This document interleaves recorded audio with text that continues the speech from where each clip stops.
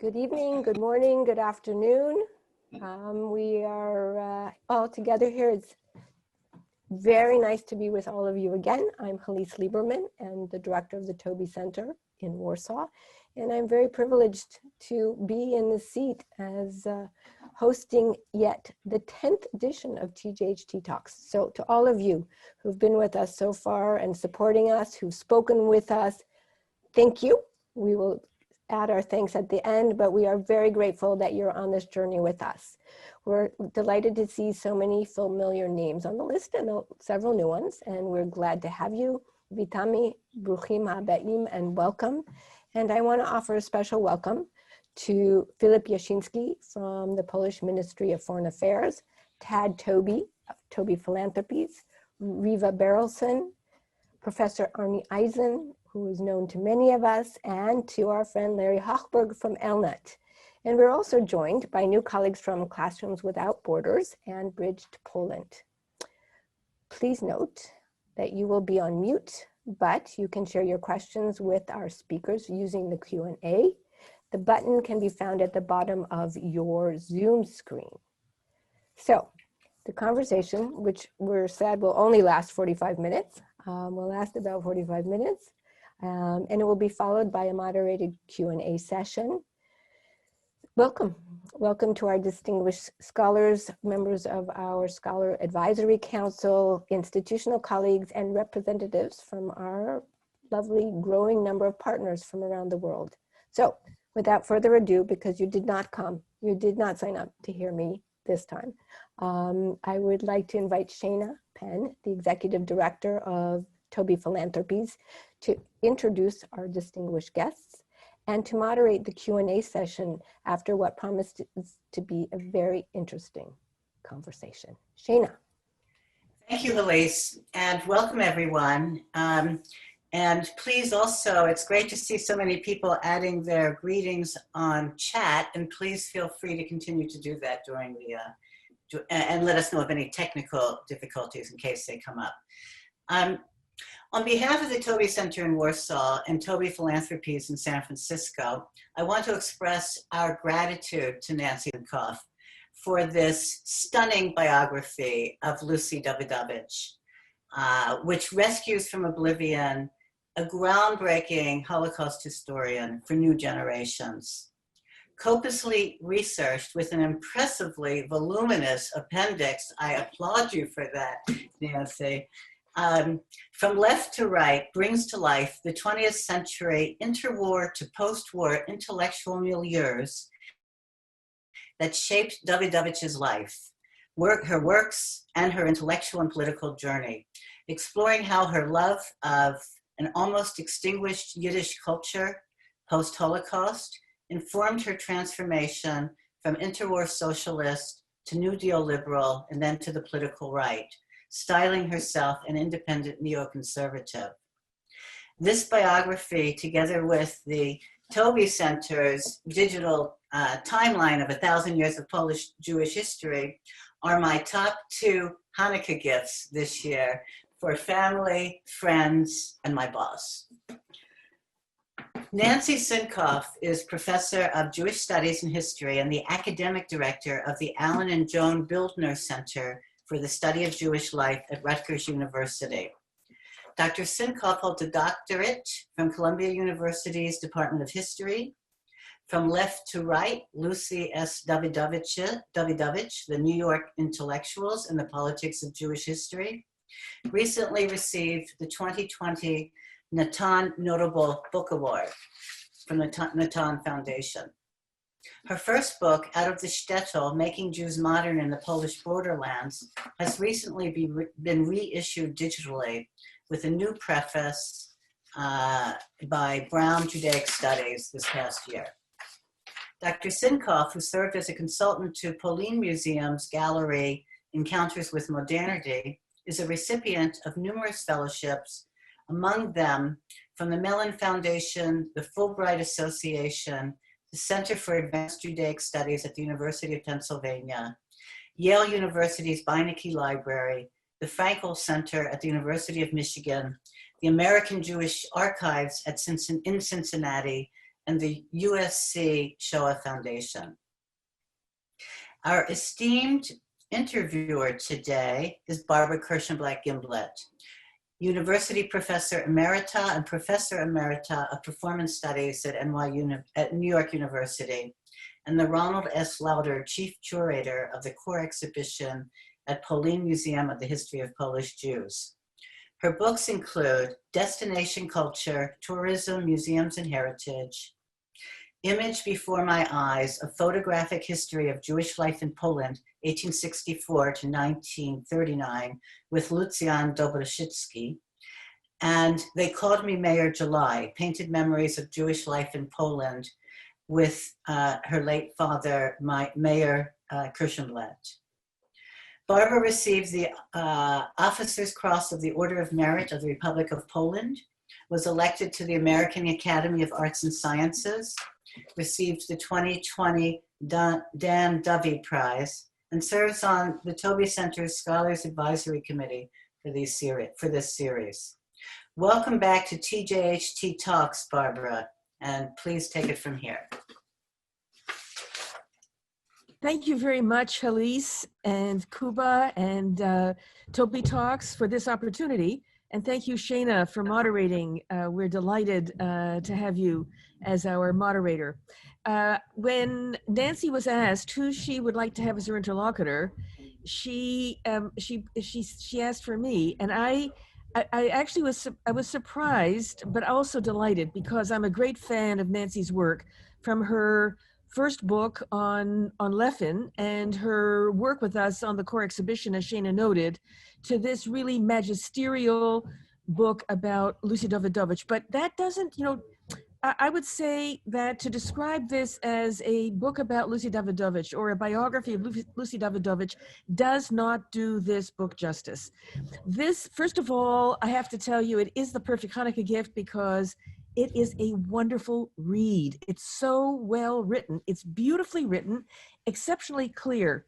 And what it does is it takes you through, in a way, I would say, it takes you through a sweep of history that, on the one hand, you see it through the life of one very extraordinary individual, but on the other hand, it's kind of, you're in her life, and then the narrative kind of widens out to this sort of wider set of historical circumstances and contexts and network and people, and then it zooms back in this very, very personal way. I have to tell you, it is an education.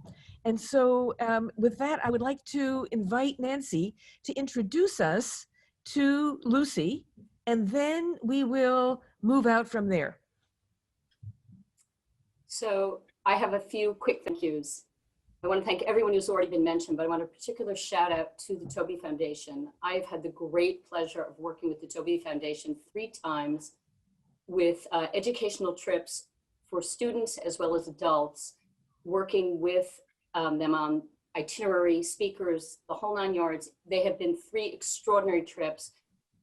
And really, God willing, when this madness ends, this global health pandemic ends, I am really hoping that I can do this again, bring students back to Poland, and such life-changing activities. And also, again, my great thanks to Barbara Kirschenblatt-Gimblett, who has been a mentor for many years, and for the work on the POLIN Museum, which is, talk about magisterial, it is such a superb, intellectually rich feast of Polish Jewish civilization, and I am honored that Mendel Lefin, the protagonist of my first book, has his own little gallery section there. And whatever, it just brings chills to me to think about the work we did on it, what you did on it, and the fact that it's there in perpetuity for the world. So thank you. What I'm going to do now quickly, and I will speak quickly, is give you some visual material to get a sense of the life of Lucy S. Dawidowicz. I will refer to her as Lucy. That's no gendered disrespect. It's just Dawidowicz, Schildkret. It's too much of a mouthful. So I'm going to start with sharing my screen, and then we will go on to our conversation. Let me just say a word about the book, and that is, first of all, I was really delighted to see the photographs. Some of these photographs, I don't know how Nancy was able to find them, but they really give you a sense not only of Lucy all the way through her career, and especially the ones that were taken in Vilna, when she spent a year with YIVO in 1938. That was quite extraordinary. But also there are other photographs and documents, and then, as Shana said, this extraordinary appendix, which is a gold mine of material. So that Here really, we go. oh, wonderful! You see? I'm okay. Well, it took. Okay. Don't ask. No, Zoom it's okay. updated. We're good. We're good. I'm going to get 5 more minutes. Okay, let's do this. So here we go. These are Lucy's origins. You see her parents on the left, Dora and Max Schildkret, Polish Jewish immigrants from Warsaw and Siedlce. And on the right, you have a very sweet, young Lucy Schildkret. That's her maiden name. And this just gives you a sense. This was a world, her old world parents in black and white, if you will, and the American-born daughter, 1915, already in sepia, if you will, emerging into color. She is born in 1915, and she is reared in the interwar Bronx. She is a hyphenated American Jew. What do I mean by that? She's an immigrant daughter. She is educated like most immigrant children in the public school system in New York. She goes to elementary school in New York. She goes to the selective Hunter High School for girls, single sex, extremely rigorous school that's important to hold on to. She studies English, which is very typical, if you will, of acculturating immigrant children, right? What did they want more than anything else was to become American linguistically and otherwise. And she also went to the highly selective Hunter College for girls.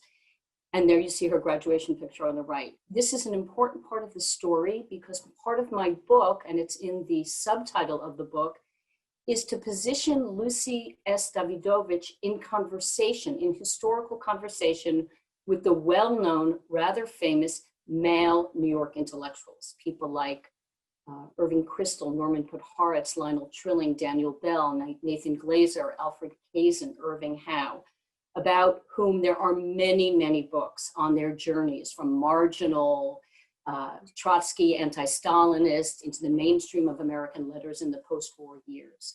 She lives at the very same time that they do. She is educated like they were in New York City's public schools, and yet she was different. And yet she's been mostly elided from a conversation, the historical research on the encounter of Jewish immigrants from Eastern Europe with America. And what's the key to this? The key to this is on the left side of your screen. It is a brochure from Camp Boibelik. Boibelik was for children from the progressive Jewish home.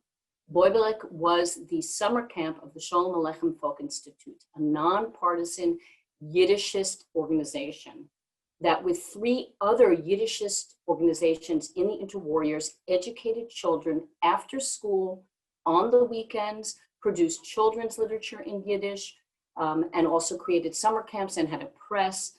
And this was the world of secular Yiddishist New York culture. And Lucy was embedded in this and a devoted student, both in elementary, Mittelschule, and then at Camp Boibelik. I want to just emphasize already these schools are committed to diaspora nationalism, an ideology committed to the Jewish people and their origins and history, long history in Eastern Europe, and to the Yiddish language. And to my mind, this commitment to Jewish peoplehood, this commitment to Yiddish culture, to the transnational sense of Jewish belonging, is at the core of who Lucy S. Dawidowicz is, and is what makes her distinctive from the male New York intellectuals, for whom, for many of them, Jewishness was a passive part of their identity until much later. It was never an active part of their identity. Lucy, as we can see, is educated at Boibelik, and she will be encouraged by one of her teachers in the Shalom Aleichem Folk Institute, Yaakov Shatsky, or Yankov Shatsky, an extremely important Polish Jewish historian, that after her graduation from Hunter, where she's marginally employed, what better way to deepen her commitment and her knowledge of European Jewry, of East European Jewish culture and life and Yiddish, but to go to Poland. And that's precisely what she does. In 1938, she goes, she's accepted to the Aspirantur program, and here she is with her fellow aspiranten in Vilna and with Max Weinreich and Zalman Rezin. And here she is, this American immigrant girl now situated in Poland. Here she is, a wonderful photograph of her in the YIVO library in 1939. When the Hitler-Stalin Pact is signed, Lucy must flee. She is told as an American national that there'll be a war, and that's exactly what she does. She takes a fateful train from Vilna to Warsaw to Berlin and then to Copenhagen, where she has to wait several weeks to get a ship back to New York in September 1939. By then, of course, the war has broken out. The Germans have invaded Poland. She ends up spending the war years working at the skeletal New York YIVO. Max Weinreich has also gotten out of Europe. That's a story unto itself. And the American branch, the Amaptel of the YIVO, exists. Again, it's a shadow of what the great YIVO was in Vilna, but nonetheless becomes a place for continuity with East European Jewish culture, the diaspora nationalism that undergirds the YIVO scholarship, and of course with individuals who had worked in the YIVO, refugee scholars, others who were on the board of the YIVO who had gone back and forth. You have an extraordinary small group of intense East European Jewish philologists, linguists, historians, ethnographers working at the New York YIVO. Lucy is hired as Max Weinreich's secretary, and already she is becoming steeped in writing the history of East European Jews. Here you see a map that she has drawn of the Warsaw Ghetto, which is published in 1940 in YIVO Blätter. So again, this is to emphasize that her scholarship is part and parcel with her life experience. And she has chosen now to begin documenting the history of the Jews of Europe and what is befalling them. Of course, 1940, no one knew yet about what is now the final solution, but they did know, particularly because of their transnational engagement with Yiddish communities and the Yiddish press, they knew about the predations and the brutalization of the Jewish community in German-occupied Poland and in Warsaw. She met a man, Shimon Dawidowicz, in those years. He was married. His wife and his 2 children were incarcerated in the Warsaw Ghetto. In 1943, when the news of the ghetto's burning and the destruction of the uprising came to the New York YIVO, we are told by Lucy very discreetly in her memoir that one of her friends was at home, and when people visited him during Shiva, he didn't speak or eat for 3 days. This is, of course, Shimon Dawidowicz, and here you have a picture of his daughter Topcha and her mother Roisla in the Warsaw Ghetto. And Topcha was a ghetto fighter, and she perished in the uprising. And on the right of the slide, you see her picture, is another smaller picture of her. And on the left is the posthumous certificate that she was given by the Polish government after the war. And this photograph and certificate hung in Lucy and Shimon's apartment. They were married in 1948 after her second sojourn to Europe. And it is a shrine-like commemoration of the destroyed civilization of Eastern Europe, of the heroism of Shimon's daughter, and of course of the fate of Warsaw's great Jewish community. Lucy goes back to Europe after the war, before her marriage to Shimon, by the way, to work with Jewish refugees in the DP camps. This is her appointment letter from the American Jewish Joint Distribution Committee. So she makes a choice again to re-encounter Europe, to understand what has happened to Jewish refugees. It's not yet the Holocaust, it is the Holden in Yiddish. It is the destruction, the latest destruction. And she is part and parcel of an international group of Jewish volunteers and employees who help the survivors with their post-war lives. And very complicated, of course, and very different depending upon which part of post-war Germany you were working. Lucy worked in both the American zone and the British zone. And maybe I can talk more about the British zone in the Q&A. Here she is in the DP camps. On the left, you see a photograph of the drama club of Belsen. And on the right, I love this photo because here she is in her army uniform, looking very official, in front of a theater poster for the great Ansky play, Der Book, and it's Theater Amcho in 1946. So again, Jewish culture and Yiddish culture is part and parcel of what she does in the DP camps. But arguably one of the most important things she does is that when Max Weinreich and others get word that the plundered Jewish libraries of Poland, what is left of them, the remnants, have been collected in the Offenbach Archival Depot in Frankfurt, she is able to convince her higher ups, and she's working with Weinreich in terms of getting her permission to do this, to catalog the treasures of Vilna. And that's what she does for 3 months, and she details this in her memoir. And in July 1947, 420 cases of books are shipped to New York under the auspices of the YIVO. These are the treasures of Vilna, and that collection today is in the New York YIVO in various storehouses, of course, but the Kaczerginski Sutzkever collection. She then goes to work for the American Jewish Committee. Again, I'm going to telescope all of this. What's important is that she works at the American Jewish Committee, a mainstream American Jewish defense organization, for 20 years. This is where I say in my book, she becomes an American, because she encounters American Jews, not just East European Jews, Jews of German Jewish background or Central European background, Jews for whom religion is key to their understanding of Jewish life, not Yiddish culture, Jews who are Americanized, have never perhaps even been to Europe. But she has a desire to continue her connection to the historiographic tradition of Dubnov and Ringelblum and others in the YIVO, and she publishes her first major work on Eastern Europe called The Golden Tradition. And I'm going to jump ahead with the slide, but you can see on the left, and I'm happy to share it at another point, she believed that East European Jewish culture was the cradle of modern Jewish history, right? She's Ashkenazic centered. Polish Jewry was, again, the great center of Jewish life, and that is what she wanted to document, because that's what had been destroyed. That is the thrust of her scholarship, is to let American Jews know what had been destroyed by her. From this, she is hired at, in 1969, she's hired to teach history at Stern College of Yeshiva University, and very quickly it becomes clear that she needs to teach on the Holben or the Holocaust, but there are no books, there are no textbooks for English readers. There's a lot of material in Yiddish and Hebrew, but there's not, she doesn't read Hebrew, but we know that there's a lot of material in Hebrew, survivor narratives and other. So she creates one of the first college courses on the Holocaust. And here you see the first page of her syllabus.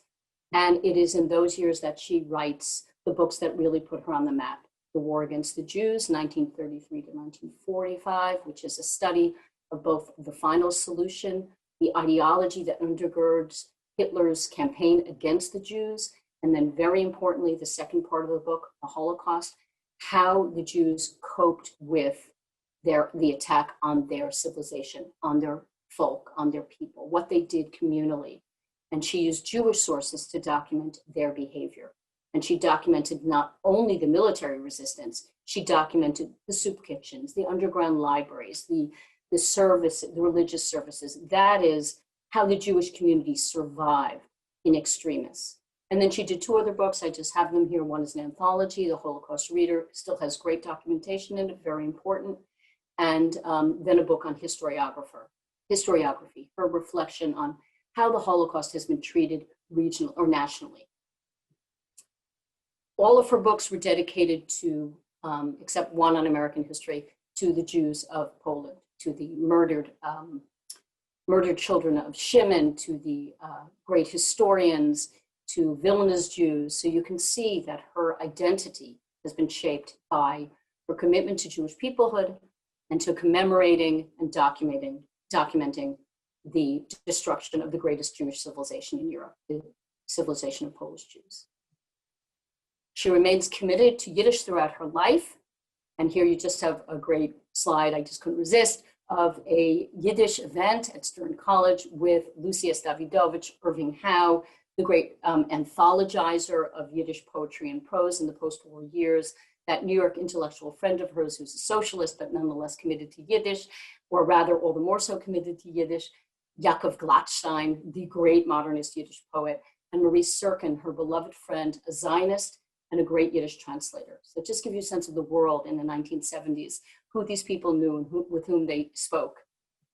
This commitment to Yiddish continues in her life. At the very, very end of her life, from 1985 to 1990, she single-handedly raised money for the Fund for the Translation of Jewish Literature, which translates great Jewish classics, many in Yiddish for an English-speaking audience. And I just wanted to show you this last slide, because this book came out last year, this incredible, finally, a full treatment, scientific edition of Glickel Memoirs, 1691 to 1719, first made possible by the great work of Chava Torniansky, a Yiddishist in Israel, and then translated into English. And you can see on the front page that the funds for this, the subvention for this book, came from the money raised from Lucius Dawidowicz.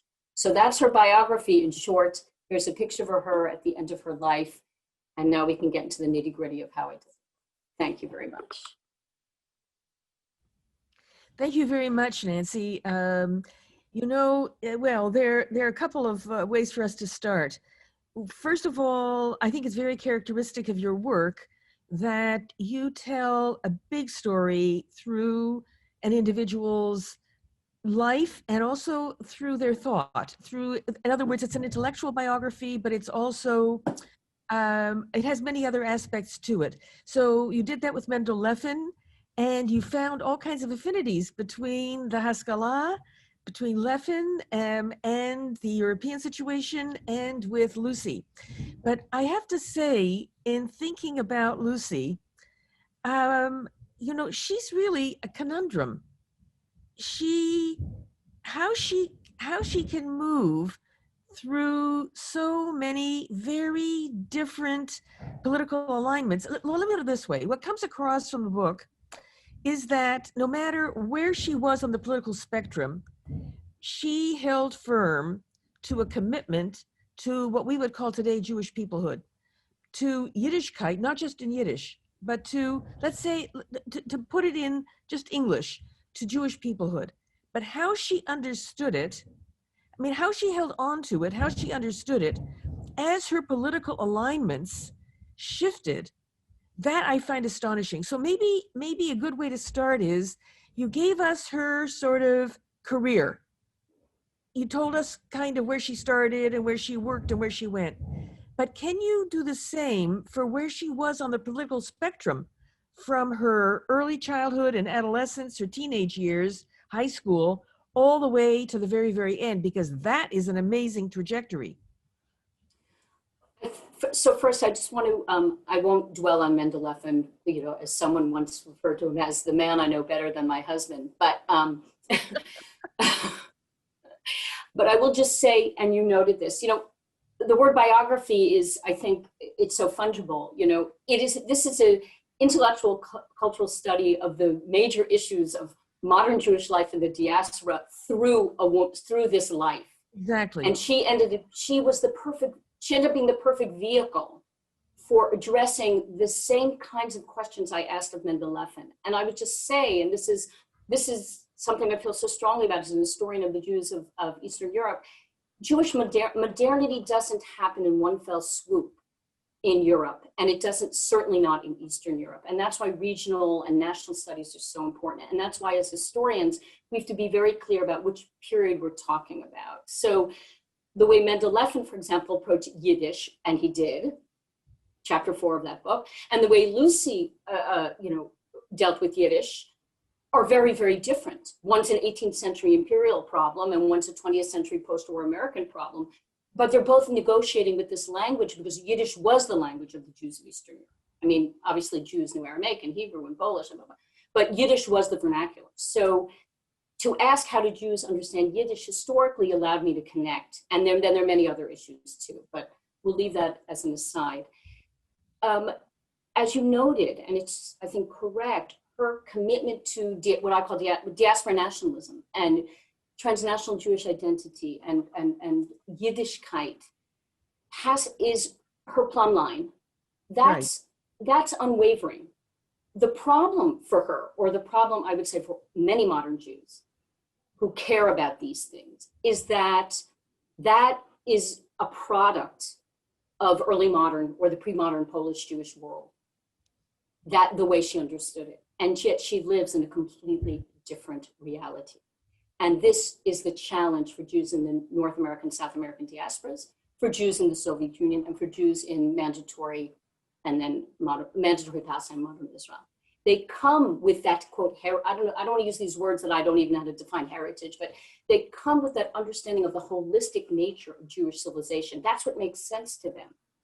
But the state context in which they live do not allow that. Jews were, in early modern Poland, an ethnic, linguistic, urban majority, right? That's what they were. They weren't a minority. They had a completely totalizing culture. It doesn't mean they didn't interact with non-Jews. That's ridiculous, right? They were embedded in Polish society, but they were embedded in a Jewish society. It was completely natural for them. The rhythms of the week, their language, everything we know about Polish Jewry. So when she's an immigrant daughter, she can sort of inhabit that. First of all, she's a child. She hasn't reached full maturity. She's in a Yiddish-speaking world. She goes to the Shalom Aleichem Folk Institute. She goes to Camp Boibele. She's completely involved with Polish Jewish culture. She doesn't yet have to bifurcate herself into her American self and her Jewish self. But that is the price of history, if you will, right? Once she matures and once she comes back to the United States and once the Cold War, let's not forget that, the Cold War freezes, expands. I don't know how to use the metaphor with coldness, but in American culture, the Jews become a religion. They're not a people. Jews did not want to be identified as a group because of the long history of anti-Jewish racism or anti-Semitism. So the American Jewish Committee in particular makes it very clear in 1906, also because it's created by German Jews or Central European Jews, that Jews should not demand group recognition. Well, if you're an East European Jew, you are a group. What do you do with that group recognition? So that's the conundrum, if you will, of her adapting to the American definition of Jewishness. Now, And it's, okay, yeah, so, and it's fraught. It's okay, but fraught. hang on a sec. So what I want to know is this. What does Lucy look like as a leftist? Well, she's a leftist, sort of briefly. She's a college hothead, right? Undoubtedly, she's rebelling from her parents, who were probably socialist in inclination. But I think what many, not this crowd, this very erudite crowd, I know, but many Americans today, socialism, communism, the link of this, they wouldn't know it from Adam. She's a communist. Her parents I want to be clear. Like, she starts really way over there on the spectrum. Yeah. But how did that happen? I mean, like, why? I will chalk it up to some kind of rebellion against her, meaning they were probably socialisty, and also maybe her temperament of a kind of binary, sense of this is right, a much more communist way of looking at the world. And I mean, I'm speculating, and thank you for the question, because only you have asked me that, so I really appreciate it. She had a strong temperament and a kind of take no prisoners kind of temperament. So initially, the promises of communism must have made sense to her psychologically. Okay, so then she breaks with the Communist Party in 1936. And then on her political trajectory, she goes from that far end of the spectrum, and then the big, I would say, that, in a way, it's then she gets shaped by everything that YIVO represents. Right. Well, also, yeah, go ahead. No. So, when she goes to the YIVO, one of the most important people to her is Zelig Kalmanovich and his wife, Riva Kalmanovich. And I always do this, I commend to you Joshua Karloff's book, not you, Barbara, I know you know it, but A Tragedy of a Generation, about Kalmanovich. And Josh is also publishing the first edition of Eifen Shadweg. Kalmanovich is a territorialist. He has fled the Soviet Union. He is deeply committed to Jewish culture on its own terms. There should be no political litmus test for being a Jew. Kalmanovich rejects that. And this is the height of a great, where many YIVO types, Max Weinreich himself, were socialist leaning. And Kalmanovich, says, forget about it. There's no evidence. And I could go on and on about Sela Baron and Dubnov here, but I won't, because I don't want to take us too far afield. But Kalmanovich says very clearly, there's no evidence that a socialist society or a democratic society is more or less going to guarantee Jewish autonomy. And this is a scandalous kind of statement, but it has a deep, deep impact on her. She talks about it. She writes to Leibniz in New York and says, I just went to a lecture by Kalmanovich, and people are calling him a fascist because he's not arguing that anti-fascism is a Jewish political position. So she's grappling with this already. Right. In Okay. So, but 37. one of the things that I think one of the very interesting things that is a kind of a through line in the book is that her encounter with Max Weinreich, her encounter with Yivo, her encounter with Dubnov's thinking, her encounter with diaspora nationalism is the fact that she spent a year in Vilna. This is an incredible defining experience for her, that she had firsthand experience right at, on the edge of the war. And one of the things that comes through from that, and also in the years following when she's working with Weinreich in New York, is that there is a commitment to secular Yiddish culture, but it has this other dimension to it. And that is, there are those who are, if you will, radical secularists, and there are those that like Max Weinreich, who believe that it can be secular Yiddish culture, but in fact it embraces the totality of Jewish culture, including the religious tradition, that you wouldn't have Yiddish without the religious tradition and without Hebrew, for example. But putting that aside, I would say that if we were to mark the moments in this movement from left to right, you had her brief flirtation with communism as a teenager, basically. Then you have this immersion in this Yivo diaspora nationalist, I would say secular with quotation marks, Yiddish culture, and the feeling that that this is of enormous value, and that everything has to be done to somehow or other communicate it, to study it, to preserve it, to enliven it. And then something else happens. When she moves to the American Jewish Committee, this is essentially a Yeka organization. That's a very odd move for her. Did she have any idea what she was doing when she made that move, except get a job? I think not. I think she was hired as a secretary.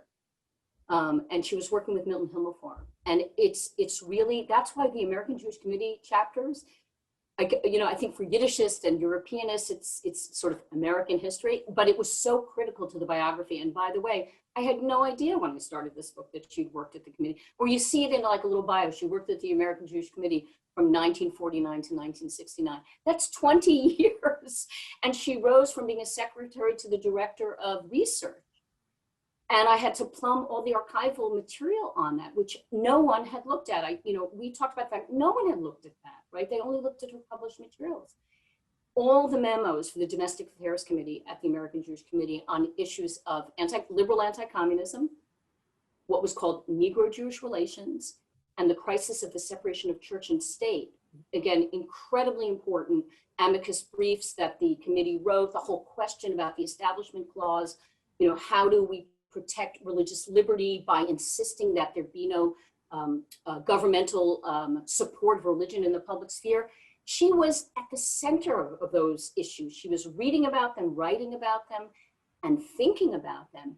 And it was part of her evolution to a more, what we would call a right-wing perspective, that without some kind of state support for religion, that Jews would just assimilate, because you couldn't have Yiddishkeit without a relationship to religion. And if you left it to Jews voluntarily to send their kids to Hebrew school, and they were already assimilated linguistically, what would be left? So she actually sees the Catholics as smarter than the Jews this way. And this is a very unconventional position to take. Well, the thing is, what I found so really puzzling and fascinating is that until she gets like deeply into AJC, really her formation is very much in the context of East European Jewish culture, East European Yiddish Jewish culture, and its manifestation among immigrants in America. It's not American. There's nothing American about it at all. She's born here. She goes to school here. She's a citizen, all that said. But the formation and her understanding of Yiddishkeit, Jewish peoplehood, everything is absolutely European. It doesn't have, to my way of thinking, not even a shred. When she goes to AJC, all of a sudden, it's almost as if somebody drew the curtains, raised the blinds, opened the window, and hey, America, this is not Eastern Europe. They're not speaking Yiddish. And their issues, they're not the European issues. They don't have a Jewish Negro problem. They don't have a church state. These are not their issues. And then she undergoes a kind of transformation. So how would you describe what she becomes in that context? What does she become? Well, I mean, first of all, I think, that's exactly what I tried to show in the book. And I call that section Becoming an American. And I think that's where she's wrestling. She's just wrestling with how to continue to embody this East European Yiddishkeit in an American context. And it's a struggle because America doesn't allow for Yiddishkeit civilization. It doesn't fit into the American model of where Jews are. Jews have been defined as a religion. And yeah, exactly. she is just grappling with it. And this is giving me an opportunity to say things that I don't get to say that often, which I'm so pleased about. Leiba Schleyer, again, an extremely important mentor to her. And just a little aside, a male mentor, father figure, along with Weinreich, Kamenovich, Shimon, Grade. So just, that's in there too, this issue of a woman with the need for male mentors. Leiba Schleyer, extremely important to her. She writes to him throughout his life, and he dies in 1964. And in 1960, and he has run Camp Boibelik, and he has grappled with how can you create secular rituals, Jewishly rich secular rituals for American kids. And he does his darndest to do it at Boibelik, and it's incredibly creative. And we could talk about that or at another time. But in the post-war years, when he does a survey of his charges, of the people who graduated from the Sholem Aleichem Folk Institute schools and Boibelik, he's in despair because he sees they have little Yiddishkeit in that deep East European civilizational way, right? Many of them know Yiddish writers, but they don't know anything else. She publishes with Arndt Zeitlin, the son of Hillel Zeitlin and the great Yiddish poet, Holocaust poet. They issue a pamphlet called Symbol und Toch, in respect to Lehrer in 1964 as a way of showing that he knew the problems of embodying an East European Jewish way of life in the United States, which demanded this Jews become a religion. She's grappling with it. And she comes to the conclusion, somewhat instrumentally, that she needs to figure out what Judaism is. And Weinreich is doing the same thing. Okay, but on this trajectory, on this sort of arc, we're going from communism, diaspora, nationalism, now we're at AJC. I mean, maybe this is not fair to her. She comes across as a reactionary. She's like this, doesn't believe in feminism. You know what? She didn't have to. She was the embodiment of an independent, successful, I would say working woman. She was a working woman. But like this. So she hated all this sort of various waves of feminism. She wasn't big on the anti-segregationists. She wasn't big on, you go down the whole list. It was almost, it's conservative, it's neoconservative. Is it reactionary? Well, I don't think I might punt on this one. I think I made a note to myself, one of our problems are these ideologies themselves morph, change, or fungible. She was certainly reacting in the late 60s when she's at the committee, as were most old lefties. Again, remember the parallel with the New York intellectuals. They're going through the same question of what is this new left? What is this counterculture? What is this anti-war movement? What's happened to the civil rights movement, right? That's the context of the mid-60s, right? The whole decade of the 60s, which is, we think we're living in crazy times. They were living in crazy times too, right? Think of the political assassinations, go back to those years. We all, Martin Luther King, the Kennedy brothers, et cetera. And then of course, the Panthers, Malcolm X. So she reacts to that, as do the men of the old left, because they reject the performance or adversarial politics of the new left, which attacks, in their minds, the institutions of meritocracy, the university, language, in some ways even the American army, which some of them had fought, which had been vehicles for Jewish acculturation. That was the way Jews went from marginal to center. And and they were people of letters and of the rule of law. So they do react, in that case, I guess the reactionaries, to the New Left's performance of politics. And they insist that they're anti-liberal in essence, that the New Left is anti-liberal, and that liberalism itself has been the political ideology that's been good for Jewish integration. She then, like Irving Kristol, moves even further to the right when the left branch of the Democratic Party seems to allow into its midst anti-Semites. And Jesse Jackson here is an important figure, the poetry of Amiri Baraka, the New York City teachers' strike, these fissures between from below activism, civil rights militancy, just or not just, which threatens Jewish work and threatens Jewish groupness and uses a rhetoric of anti-Semitism that for her is reminiscent of Europe. And that's where her East Europeanness, she looks at America through East European eyes.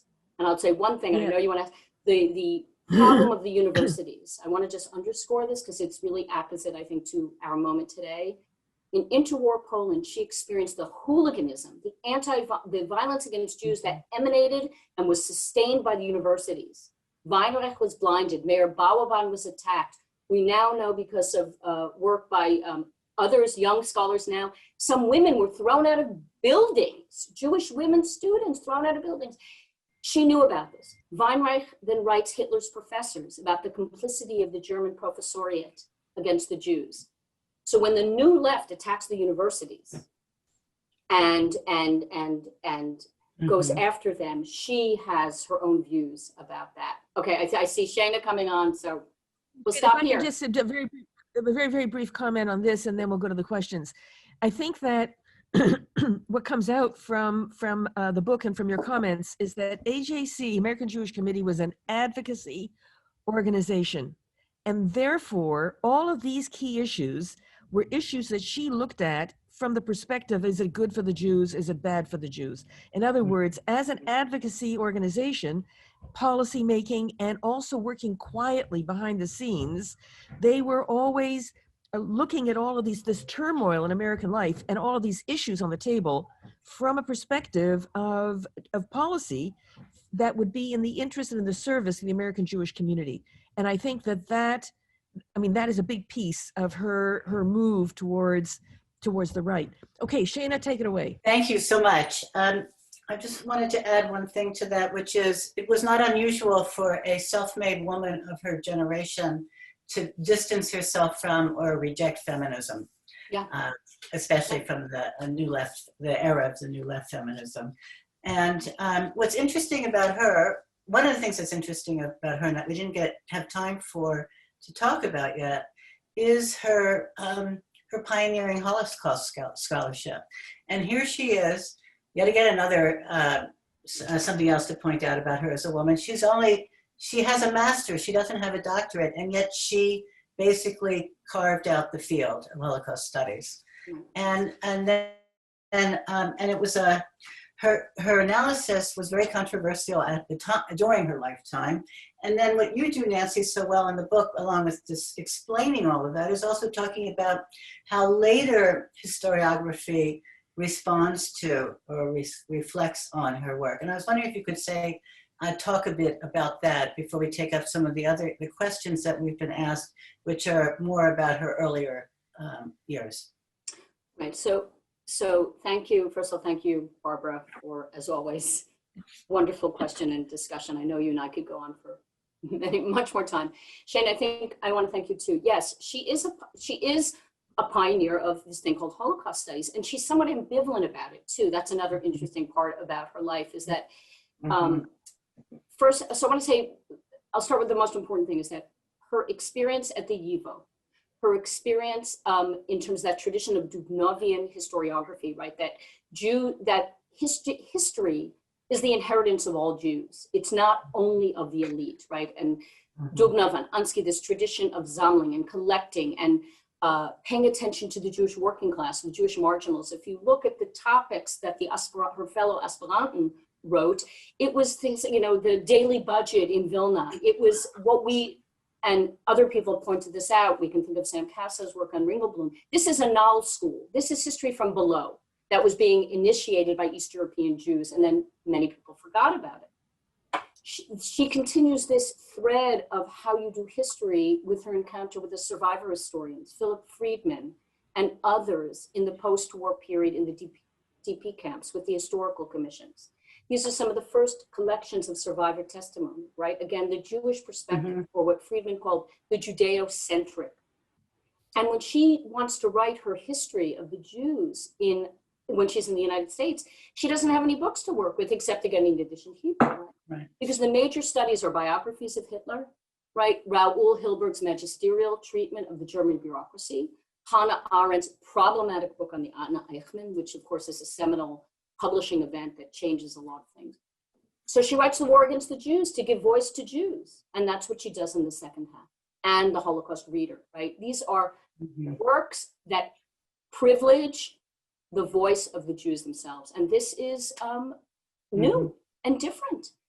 And the pushback then has to do with her perspective on the final solution in anti-Semitism. That ideology, Hitler, and the linear intention to destroy the Jews is already evident from 1925, from Mein Kampf. There's pushback against this in the 80s, late 70s and 80s, due to Marxian and social history and structuralist views. In my epilogue, I say that it bears reconsidering in today's world where there's a lot of scholarship on anti-Semitism, a lot more sensitivity to the religious bases, the anti-Judaism of modern secular anti-Semitism. Whether or not there's continuities or not, I mean, this is a huge issue right now. Zion in Israel has a whole new, we could go on and on, but the point is she should be taken more seriously, right? As a pioneer and someone who staked a claim about the meaning of anti-Jewish hatred in the modern period. Right.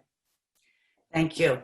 There are a lot of questions, some of which are biographical, and I encourage you to get the book and read the book for some of that information. And if you're asking questions on chat, please ask them on Q&A. There are a couple of questions. Well, first, there are a couple of questions about the asking why did Yivo get those treasures, and what it seems like one person says. Dan Rabinowitz in The Lost Library writes about the battle, about where the treasures of Yivo and Vilna would go after the war. He sees Lucy's efforts to get those treasures to New York as duplicitous, taking them out of the hands of those Jews remaining in Vilna. And a couple of people are asking this. So right. Okay, so I will just say first, I know Dan Rabinowitz's book. It's a very carefully researched book. I spoke with him when he was writing it. There's several other really fine works out there right now. I encourage people to look at Elizabeth Galwas's great book on the Offenbach Archival Depot. Billy Shiloh is a younger historian in Israel, has written on Max Weinreich, also in English. We can get that up later. Miriam Intrator has done great work, also on UNESCO. Lisa Leff's book on Zoso Tchaikovsky. So there is now a lot of interest in these post-war years, 1945 to 1950, and what happened, who gets to own Jewish cultural property, and who speaks for the murdered communities of Jews. And I think that's the issue. And when the other issue is temporality, which is what made sense in 1946 may not make sense to us in 2020, right? What's the difference between salvage and theft? Who gets to speak? Weinreich was very clear. He was going to do everything he could to get as much material that was from Vilna to the United States, because that was the safest place to guarantee this material. And that's what he did. And he worked assiduously to do that, including making claims that the Strashon was, which is the Jewish Communal Library of Vilna, was part of Yivo's associated libraries. And he was able to convince the Library of Congress and the American military government that his claim was correct, and he got those materials shipped before Sale of Baron and the Jewish Reconstruction Inc. got to Europe to divvy up the materials. So Dan Rabinowitz's book is really about what happens afterwards and whether or not Yivo was the legitimate steward of Strashon. I urge you to read it and make your own judgment, but what I would say is that when Max Weinreich is doing what he's doing in 46 and 47, no one knew what the future of Jewish life in Europe would look like. And by the way, Gershom Scholem, the great Gershom Scholem, was also in the Offenbacher Gaivel Tipo, stealing things for the National Library of Israel. So, there aren't really saints in history, and it's not a good idea to look for them. Right. Thank you. So 2 questions that are related. David Zakalik asked, was her early sympathy with communism at all tied to the Soviet state support of Yiddish culture in the early Stalinist era? And then Moshe Rossman asks, hi Moshe, Hey, Moshe. how could it be that she went through the NYC public school system and Hunter College without being exposed to American Jewish life and its pluralism? Didn't she have connections to that world? Okay. So the first question about her sympathies with the Soviet Union, I think initially, yes. There's, but it's ambivalent because, as you know, the Communist Party was ambivalent about representing certain kinds of Yiddish culture in America. So there's a debate about whether or not, Peretz or others can fit into the canon of the proletariat writers.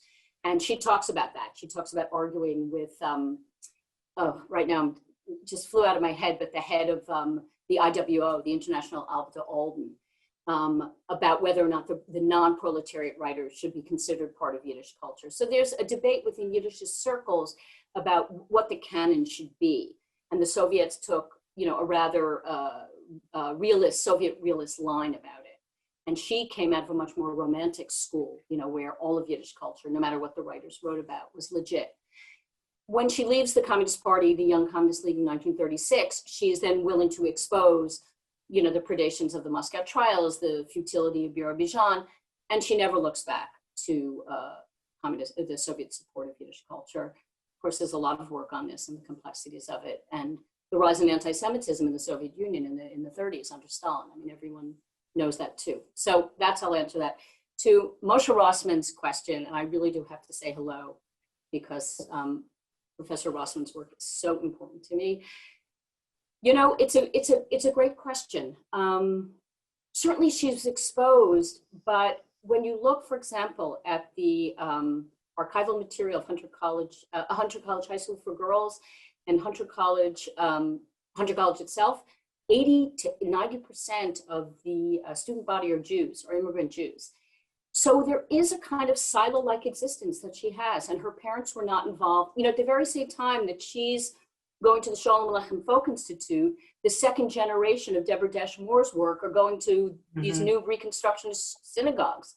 But I can tell you, it was not on her radar at all. It was just not on her radar. And I think, she was not exposed to it. And she chose to remain quite embedded in Yiddish culture.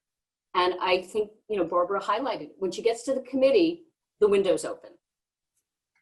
And she meets very different kinds of Jews than she knew before. Right. So I think we have time for one more question, unless Halise allows us to go on. Elena Hoffenberg asks a question about Jewish peoplehood post-war. Did Zionism after 48, but especially after 67, complicate Lucy's notion of transnational Jewish peoplehood? It figures in the writings of other New York Jewish intellectuals who turned to Jewish concerns later in their lives. So what about for Lucy? So again, great questions, everyone. She is what I would call an instrumental Zionist in her later years. What do I mean by that? She comes again from this sort of vaguely lefty family, committed diaspora nationalist. She marries a Bundist. And that's very important.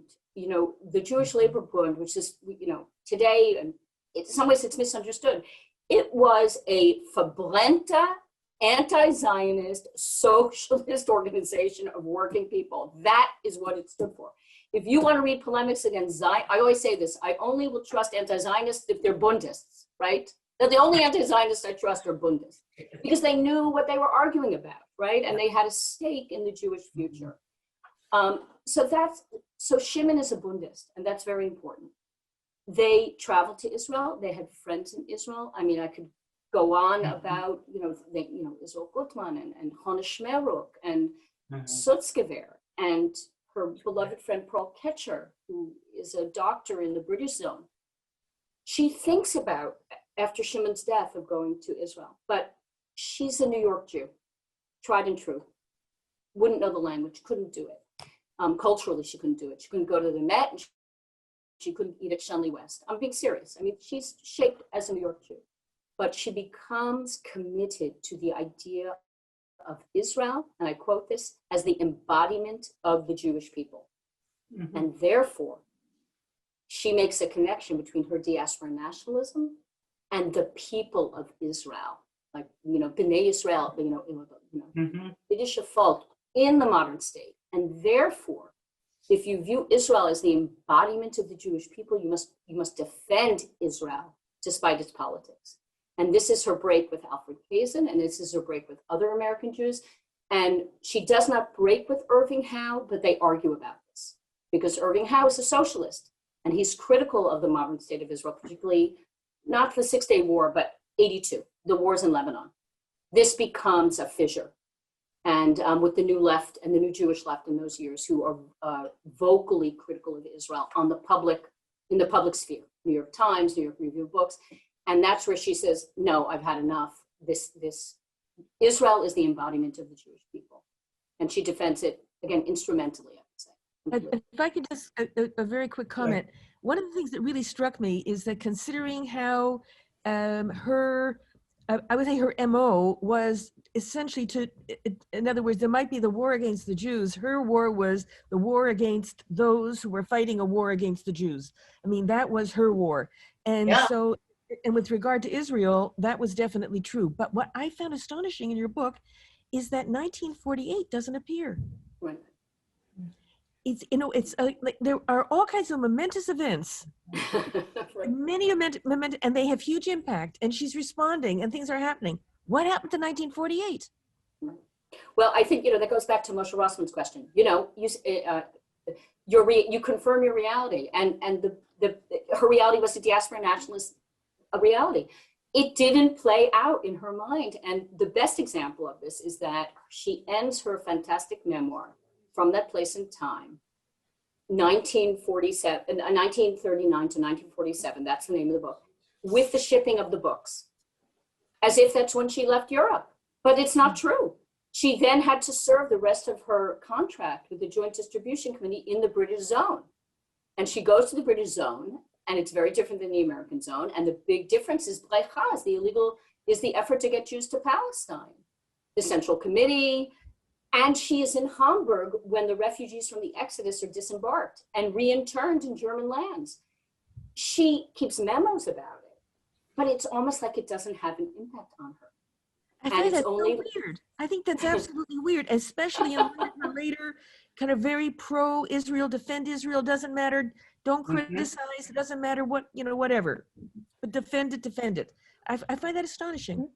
I think making that ideological shift, that to be a Zionist ideologically, she never could really embrace that ideologically. Instrumentally, politically, yes, not ideologically. That's so well put. Yeah. I think that this is such a complex intellectual and cultural world that her life illuminates, that I think we have to do like part 2 of this conversation. We just got I think to do some of it, but there's much more that resonates for so many of us. There are a lot of questions and a lot of comments in the chat, which we will share with Nancy and Barbara, and we'll see if we can do a follow-up at some point. Thank you both so much. In Warsaw. Back in Warsaw. And now I'm going to turn it back to Elise.